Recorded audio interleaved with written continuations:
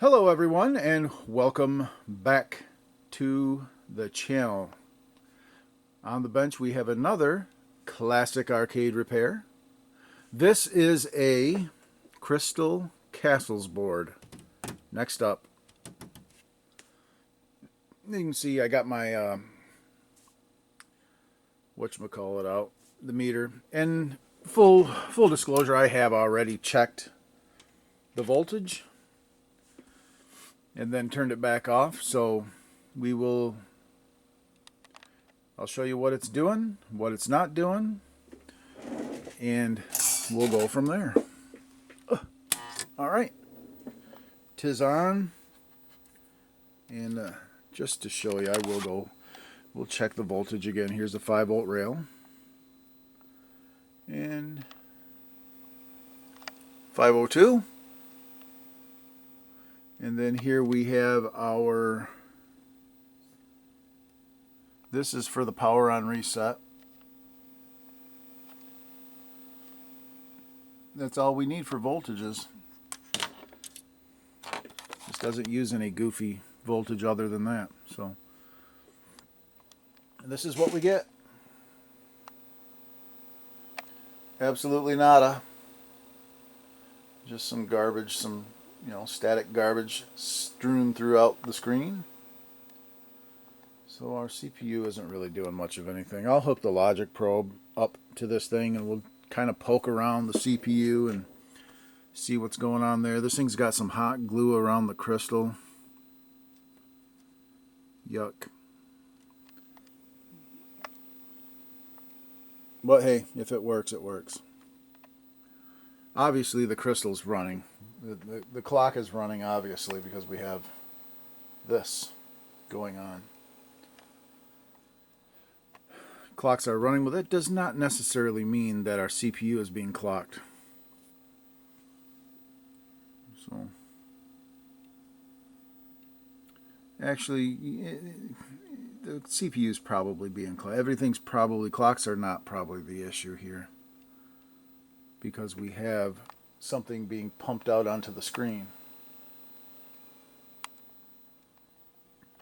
So yeah, I got something running over here. Actually, I got my 2 cocktail games moved. It's a little discolored over here because I moved it from, changed the polarity, so that'll clear up eventually. But I moved my cocktail games over here.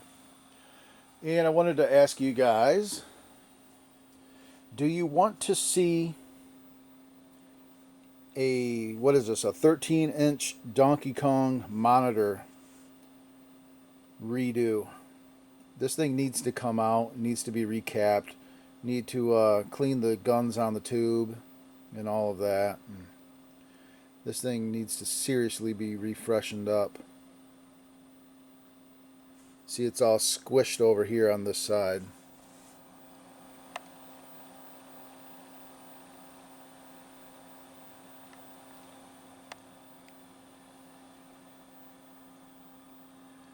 But it needs caps, it needs all that good stuff. Let me know in the comments below if you want to see that, because I need to do that. I want to get this thing right, because it's hard to play it because it's so squished over here. You can't really play over here because you can't see what you're doing. Yeah, but Pac-Man looks good. And I got my kids' names in there. I modified the ROM.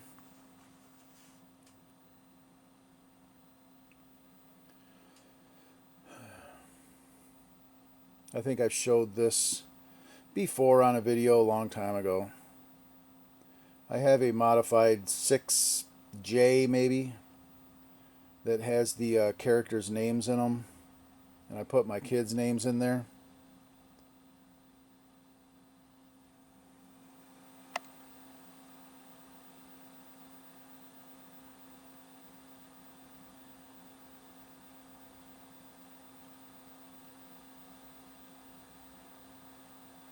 Pretty cool.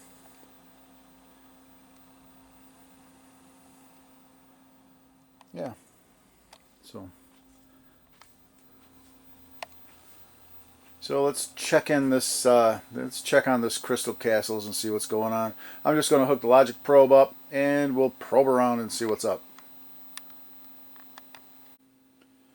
All right. So I got the logic probe hooked up now, and just kind of, probe around pin 40. We are resetting.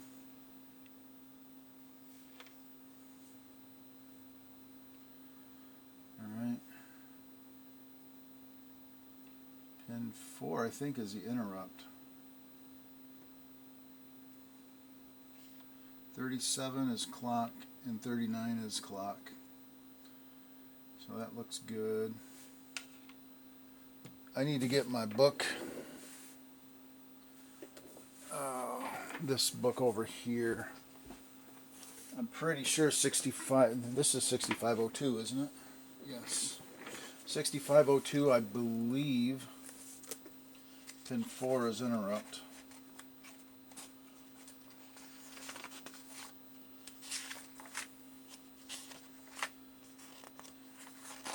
There. Pin 4 is interrupt request. Pin 4, so we are always in interrupt. 6 is NMI, which is high. So right off the bat, the interrupt is low all the time. So this CPU is not going to do anything. It's not going to run.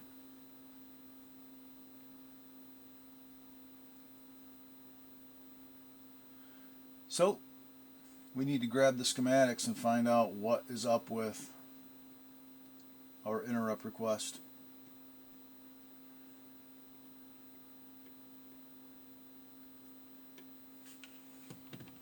So that's a good spot right off the bat. That'll make things easier. So let's get the schematics out for this and check that out.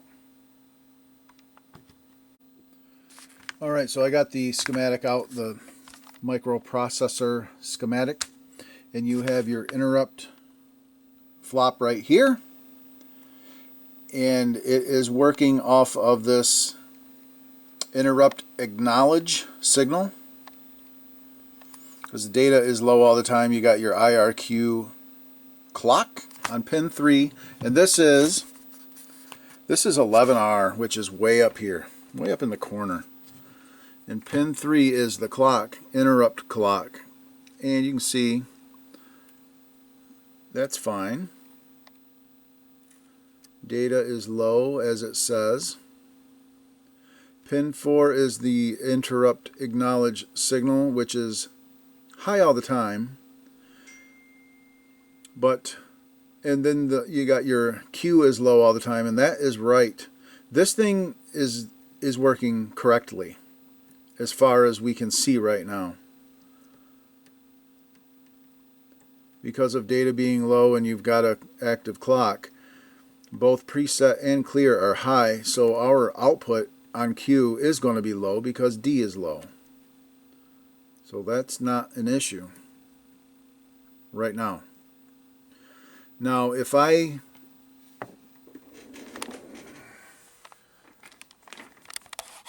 put this, bear with me here, on the camera stand and kind of look down and zoom in to this chip, okay, and move a little bit more. Let me see if this can be seen here plainly. Yeah. Okay. If the program is running and this chip is no good, you're going to see that pin 4 flash when I reset the board.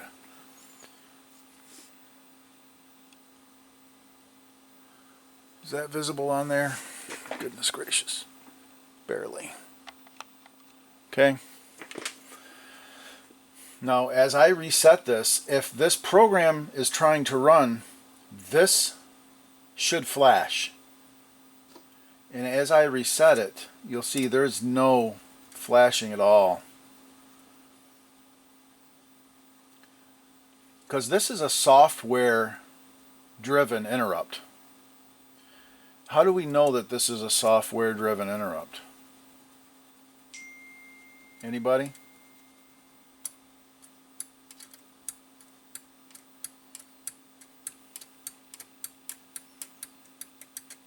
No flashing. If I reset this thing and that flashed, but then we were still, interrupt was still low all the time, then we'd have an issue. But since there's no flashing on that, it's telling me that the program is not running, because interrupt acknowledge is a decoding signal. Decoding signals are software driven, like this, because as the CPU runs, it gets data from the ROM, and then it addresses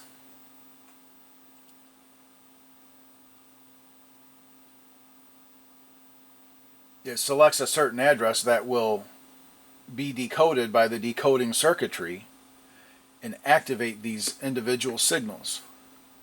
So the ROM might say, the ROM code simplified now, might say, okay, interrupt signal, send that. Okay, and the CPU addresses that and it activates that signal. Now it might say, okay, check inputs, scan inputs, and the CPU sets out an address that scans that'll scan the input buffers, drivers. It'll enable the drivers and suck that data back. You see, that those are software driven circuits. So if that makes any sense to you. So this is a software driven signal where, yeah, the ROM might contain an opcode and an address and says, okay, whatever, and it'll set out an address that activates that signal.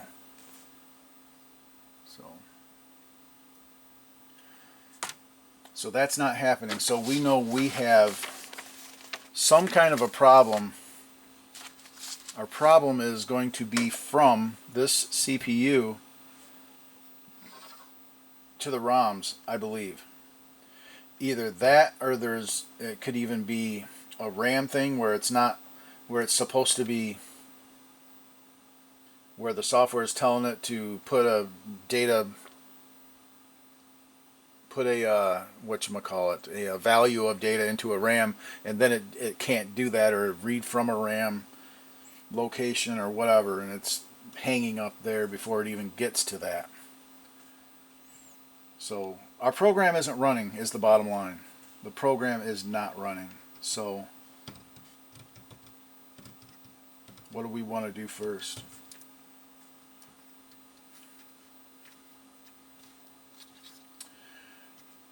I think we could go right to putting the fluke on this thing and doing some fluke stuff. We have a memory map here somewhere,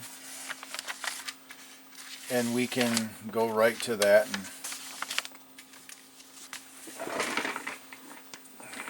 here, I'm sitting here talking, and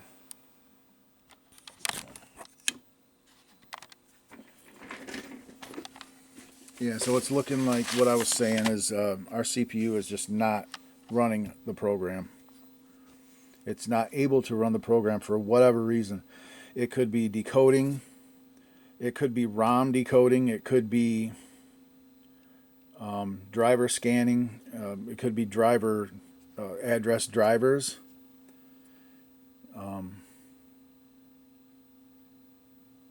It could be a lot of things right now. Could be RAM. We could have bad RAM. Where is the RAM on this thing? Right here. We could have bad RAMs right here.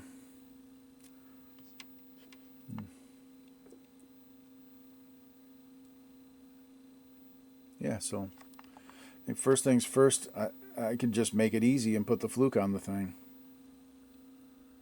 Put the fluke on the thing and see if we can read our ROMs and RAMs and all that good stuff. See if we can read our switches, our option switches. Which I don't see any option switches on this thing. Strange. Yeah. All right. Let's do a little probing.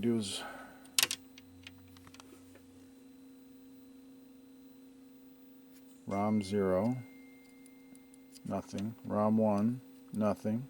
ROM 2, low all the time. Low all the time. So it's doing nothing but trying to read from that ROM constantly. That's weird. So let's see something. 15, 16, 17, 18, 19, 20, 21, 22. This one's active all the time. That must, I don't know. 15, 16, 17, 18, 19, 20. This one is not active. 15, 16, 17, 18, 19, 20, 22, 15, 16, 17, 18, 19, 20, 15, 16, 17, 18, 19, 20. Okay, so this ROM right here, 15, 16, 17, 18, 19, 20, is just always active.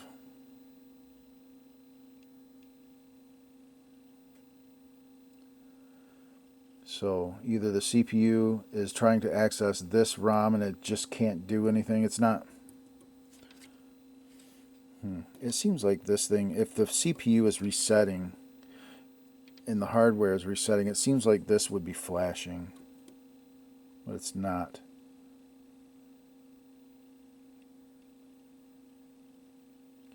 That's low all the time. So we're going to have to look at the decoding. Before I even get the fluke out, I want to look at decoding part of the schematic a little bit. So let me find that and we'll check that out. Okay, here is our Crystal Castle's address decoders. And what I'm interested in right away is the ROM. And here is ROM, but there's only 3. That's right, there's only 3 program ROMs. These 3. 1, 2, 3. These guys right there. These ones I forget. It's been a while since I've done one of these, so I kind of forget what they are, to be honest. 1,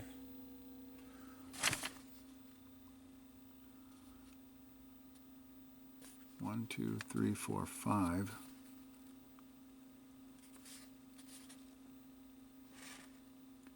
Bank 0. Okay. Oh, these are different. This is bank 0, bank 1, whatever. Yeah, so we got program, then we've got bank ROMs, whatever that means. Okay, so anyway, this guy right here, 4R, we have 2 address bits here, A and B, and we have our ROM outputs, and this looks like it just comes down here to activate some other stuff. So let's just look at this guy right here, the low side of 4R. 4R is right here.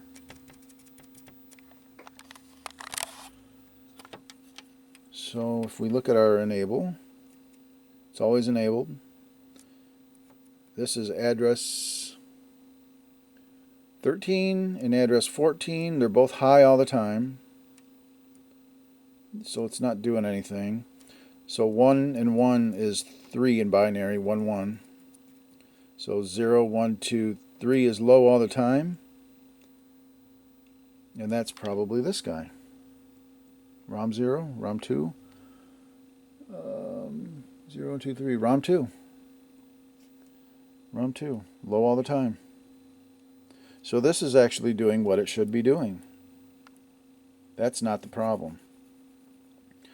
I think what's going on, well, if we remember, this is stuck in interrupt. So this isn't going to do anything while that's interrupted.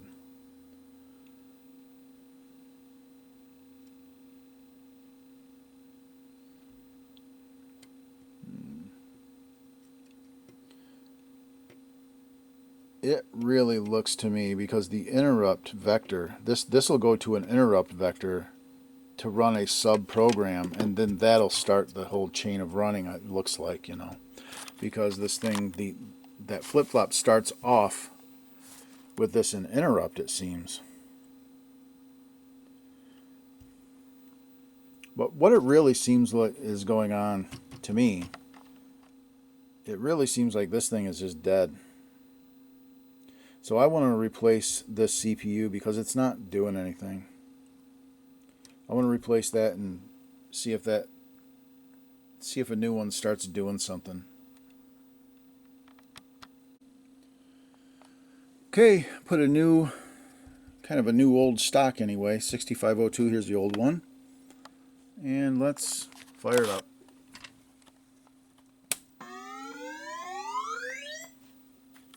Well, sounds like it's doing something. Well, how about that?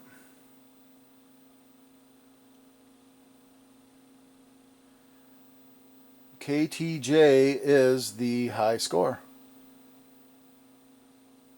So it was just a dead CPU, and we kind of went over and eliminated some things. We eliminated the flip-flop for the IRQ. We eliminated the decoding 139 and verified that it was doing what it was supposed to do. And we kind of deducted, even though this pin 4 was stuck in interrupt, just by looking at the logic, you can tell that this thing starts in interrupt. And it looks like the first thing it does is does a subroutine. And then it'll start running. Yeah, but this CPU is dead. That was a problem. Yeah.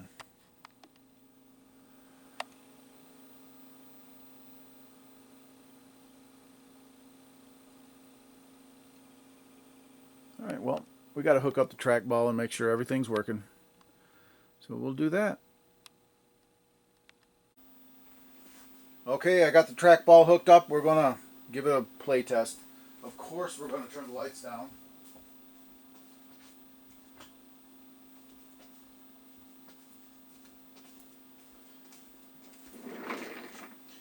And I did get my new speakers today. I bought two, $40 or whatever for a pair of speakers. They're good speakers, but they're pretty heavy, so I just put them on the ground. They're on the floor underneath the table. But they sound pretty good. It sounds good, so let's get to it.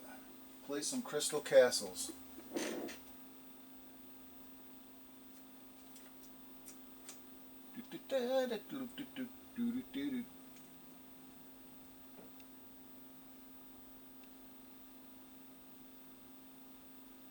Credit is in.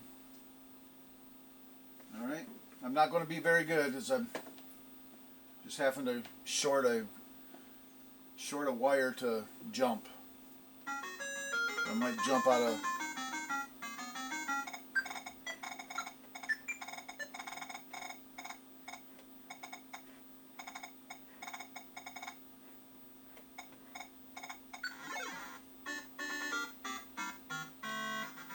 What? I got the last gem.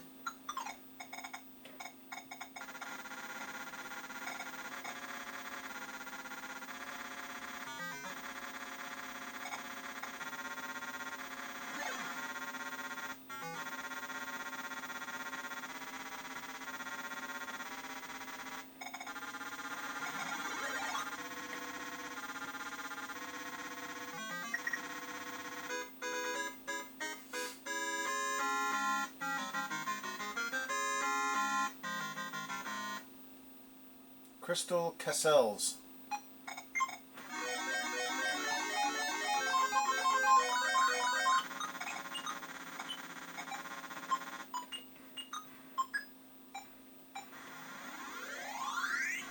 You dumb tree. Uh-oh.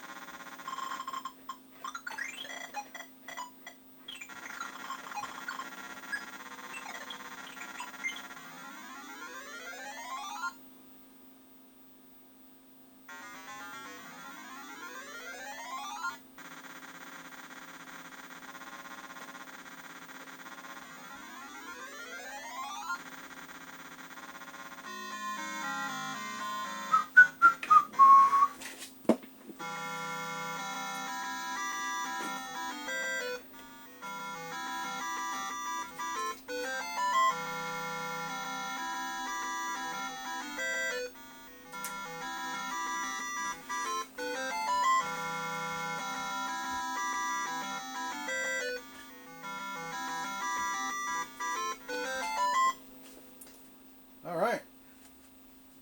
Crystal Cassels. I will let this one sit here and run for a while, but we have a dead 6502. We'll leave this one on running for about 3 hours. As always, I do appreciate the support, watching the videos, and shout out to all my Patreon members, of course. Very much appreciated, every one of you.